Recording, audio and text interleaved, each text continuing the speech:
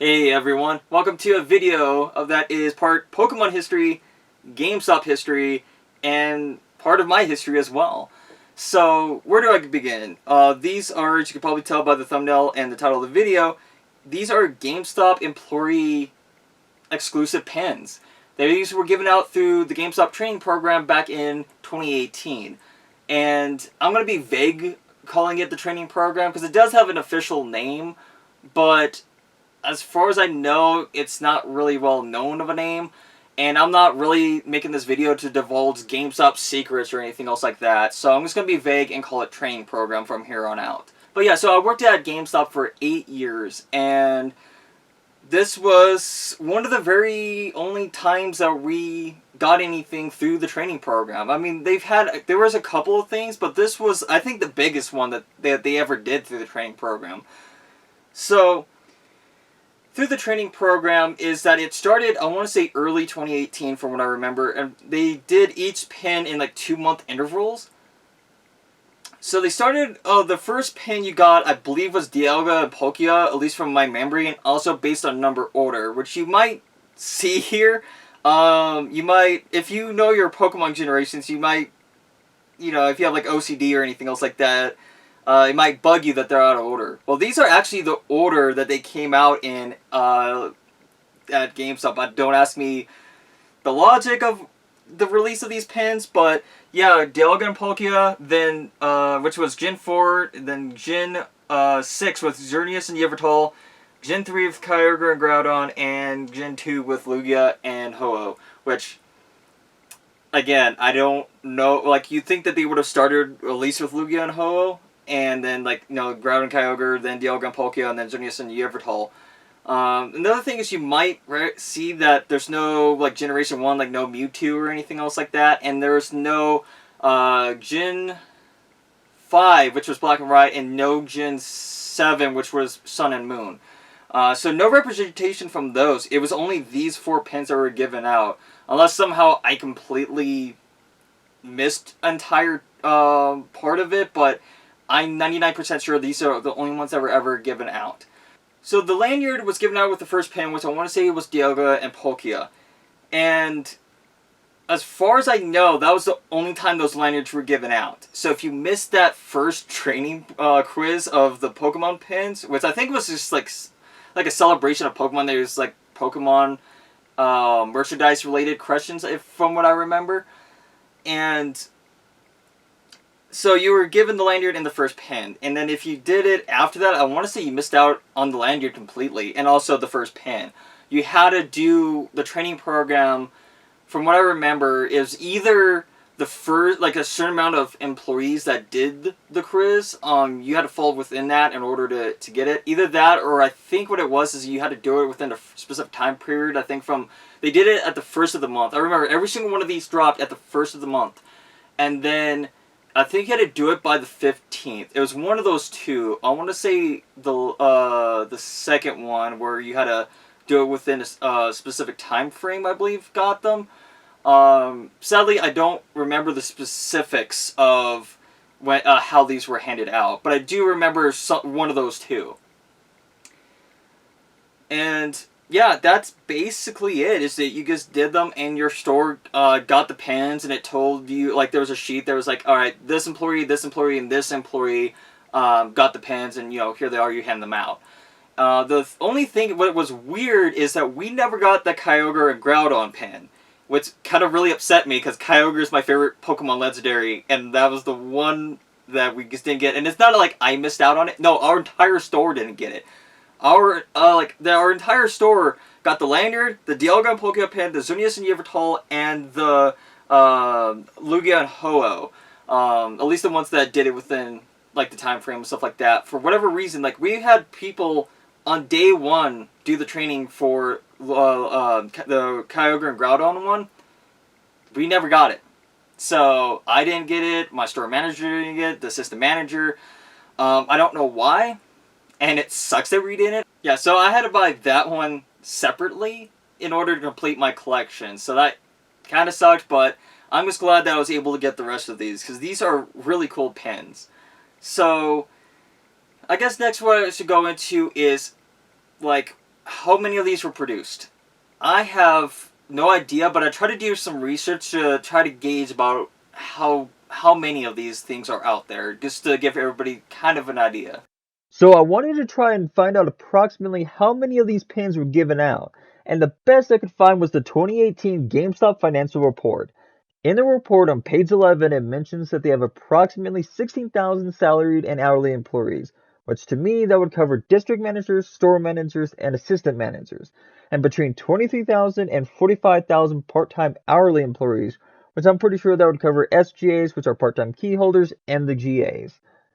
Although from what I've been told is that the district managers don't have the same task in the training program, so that would omit them if that is to be the case. It also could include the seasonal hires due to the line, fluctuation in the number of part-time hourly employees is due to the seasonality of our business.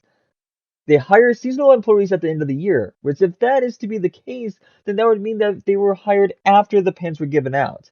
It would also explain the reason for the wide range of numbers from 23,000 to 45,000, if that part does include the seasonal hires. It also mentions those numbers are worldwide, which I know these were given out in the US, but I'm unsure if they were given out in other countries.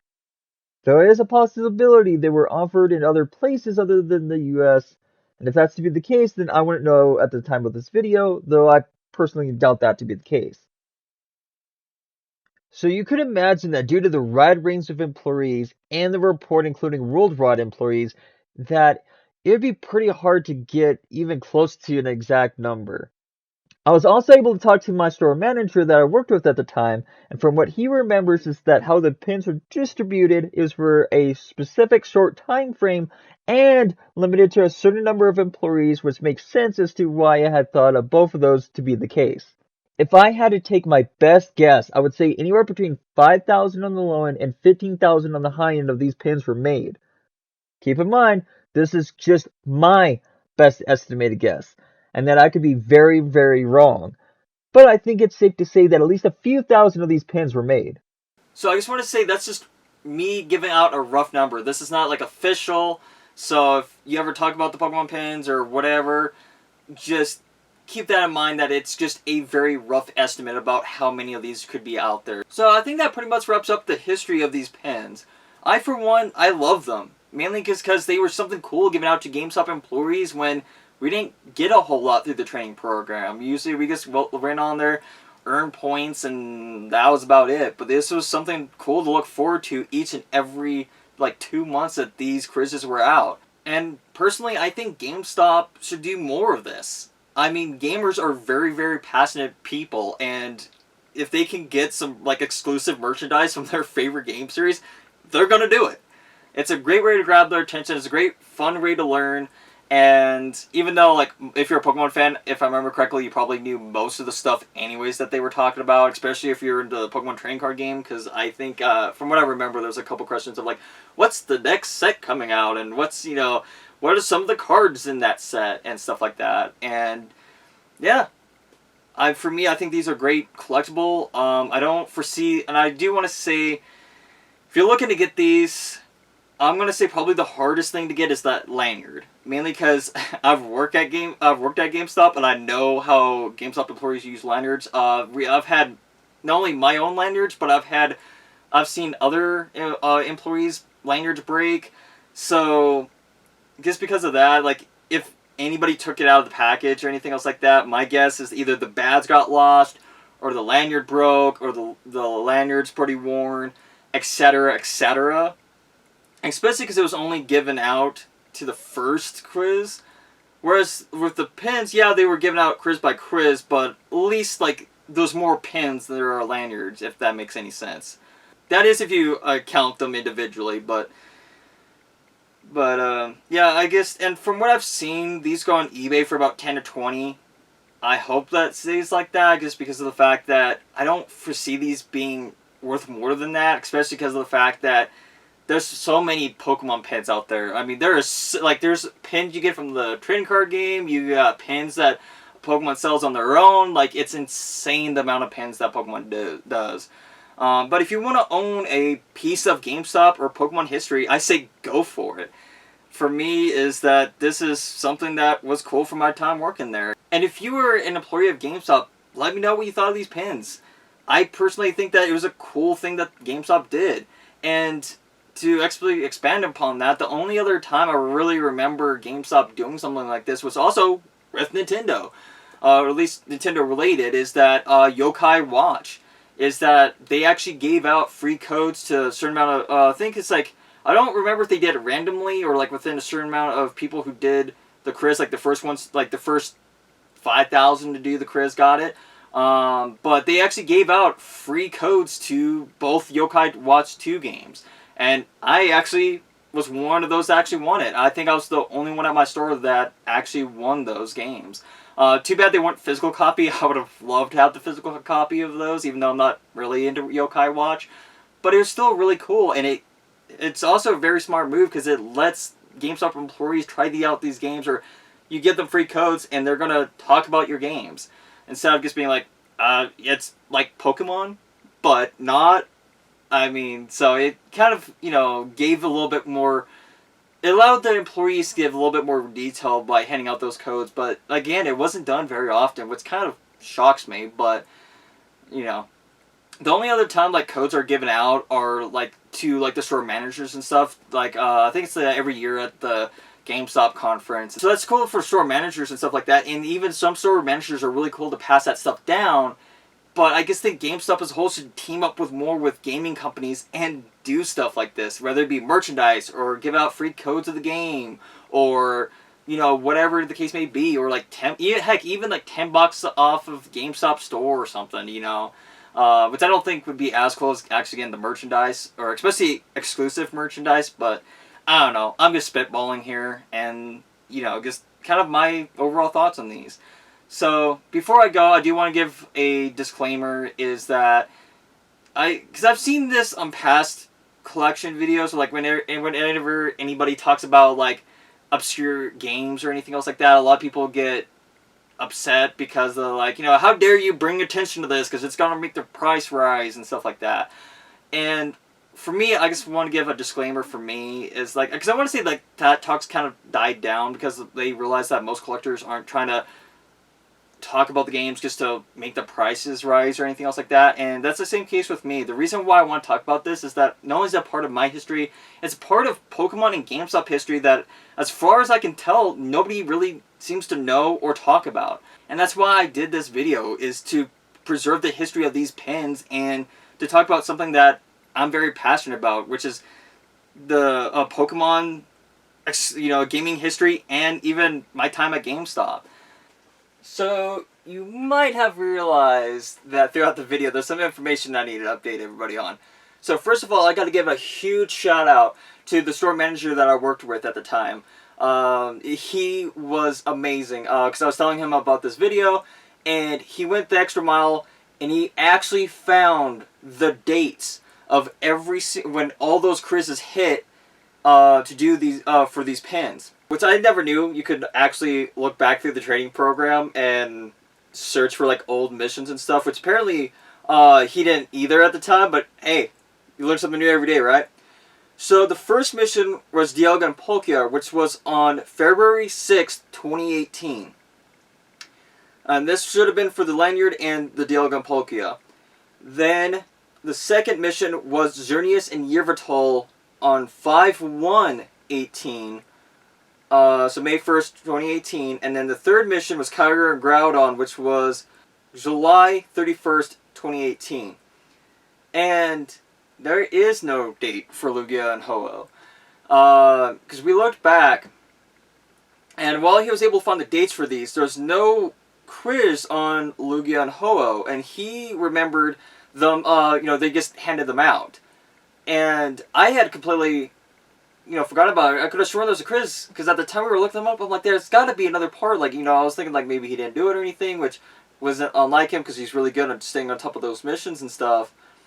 And it hit me when, after we got done talking about it and stuff like that, I do remember that I was a bit weirded out that pin was just handed out. I was like, really? There's no quiz about these? It's like, I kind of wanted to do the quiz. I actually kind of like doing these quizzes. I want to correct myself, because I thought that they were given out every 2 months. And it's interesting, I thought that along with it being distributed on the 1st of every month, because the Xerneas and Yveltal was given out on May 1st. And apparently that gets stuck in my mind of like, years later of like, oh, they must have been distributed on the 1st of every month. Along with May 1st and then July 31st.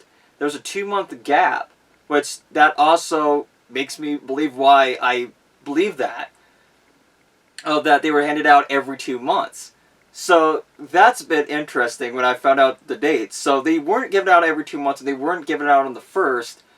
But it's interesting that my brain kind of kept that. Now, I said that there was a reason why the Lugia and Ho-Oh might have just been given out. Thanks to Bulbapedia, pretty much the Pokemon resource of pretty much everybody, they actually cataloged this. So let's go through this, shall we? So it's the Legendary Pokemon Celebration event, which, by the way, that's the reason that these were handed out. Because I actually remembered this after I recorded the video, because I found a screenshot of one of the code cards when I was looking back trying to find any information about this stuff. And sure enough, they were handed out for Pokemon Sun and Moon and Ultra Sun and Ultra Moon. And they were given out through code cards, which, anybody remember these? I don't think they really do. Well, actually, no, they actually are still doing the code cards. Sometimes they do, sometimes they don't. Even though this isn't the specific code card, I remembered keeping them, but I can't remember where they are at the moment, which is a shame. But anyways, so it was a 2018 that was like all year long. The first one that was ever handed out was Dialga and Palkia at GameStop and EB Games in Canada. Although, also thanks to this documentation by Bulbapedia, is that, like, in Mexico, it was, like, Best Buy, Chile was, like, Z-Mart, which I never heard of, and, like, a lot of other stores and stuff. So they weren't handed out in other places, as far as, like, GameStop's related. Maybe Canada. Canada, to me, would be the only logical one that they could have also been handed out in at this point, thanks to this new information. So Dialga and Palkia were handed out February 2nd to February 28th. And then Raikou and Entei were handed out exclusively at Target in April 22nd to April 29th, which that's actually like it's a week instead of like pretty much a month time frame for GameStop. That's odd. Xerneas and Yveltal, by the way, when I say given out, I'm talking about the US releases, by the way. Xerneas and Yveltal. So the second pin, May 4th to May 27th, is when the code cards were handed out. Then, surprisingly, as far as I know, we never got a pin of this one, but there was a shiny Zygarde, which was from GameStop from June 1st to the 24th. And then there was Tornadus and Thundurus, which was also another Target exclusive from July 13th to the July 28th. Then Kyogre and Groudon, which was the third pin that we still never got, I'm still a little bit salty about. August 3rd to August 26th, 2018. Then Latios and Latias was handed out by Best Buy. Oddly enough, they could throw Best Buy in here. From September 2nd to 29th. And then Reshiram and Zekrom was another Target exclusive from October 19th to 28th. And then the last pin of the set, and also looks like the last ones that were handed out, Lugia and Ho-Oh, GameStop, November 2nd to November 25th. And then there looks like there was a Legendary Pokemon Celebration, Ricky Gigas, and Heatran serial code from like a newsletter where it was like back in March 16th. That it looks like it was part of that celebration. That kind of fills in a little bit of gaps.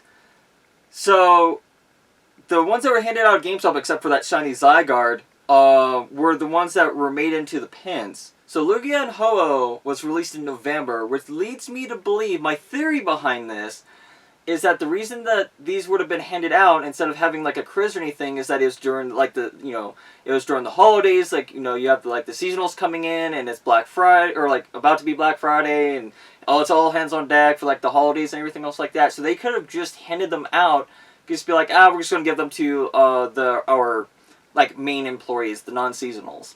So it's cool that they documented the legendary Pokemon is celebration event because it allowed me to fill you guys in a little bit more information. Also, if you remember the dates that I gave for when the quizzes were handed out on the training program at GameStop and when the code cards were given out, they correspond with each other and they line up. Also, another thing too is that it also explains the weird release of the pins, like they weren't generational. Because the Pokemon weren't handed out like by generation. They were all over the place, which I find a bit weird. I don't know the reason for that. Also, again, no Gen 1 representation across the board. No Mewtwo, no Zapdos, no Articuno, and no Moltres. No, which is odd, because like, you'd think that they could have done, like, Articuno for Moon and Ultra Moon, and then Moltres for Sun and Ultra Sun. So that's also a bit weird, because that's how like they were handed out. Is like when you got the code cards, one game would unlock one of the legendaries, and the other one would unlock the other legendary, which is kind of why Suicune got shafted, sadly. But it was interesting, especially because the only thing that I knew was the GameStop codes. I never knew that Target had any, and then weirdly Best Buy got one in there. Still don't get why that's just like, yeah, we're sending these out to GameStop and Target. Best Buy's like, oh, please, can we have it? Okay, awesome, thank you. Okay, we're good. It's just odd. So, yeah, like, this has been quite a journey. Just reliving all this and finding out more information. So, I had a blast doing this video. I hope everybody here had a blast. And before I say goodbye, I do have one special treat for those who stuck around till the very end of this video.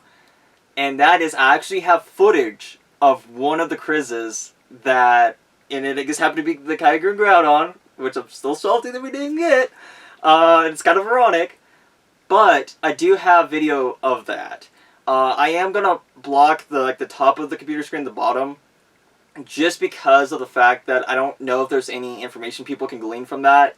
People can call me overcautious, but I'd rather be safe than sorry, especially because I'm not trying to, like, expose GameStop or anything else like that. I'm just doing this for historical purposes, and I'm not trying to, like, hurt the company in any way, shape, or form.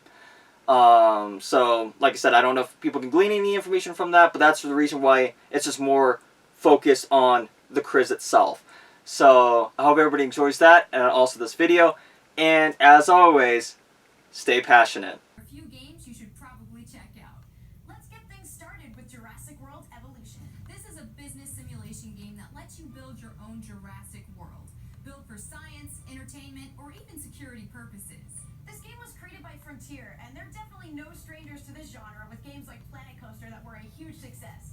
In this game, you get to manage and control your entire park from afar, or you can confront individual challenges head-on by ground or air.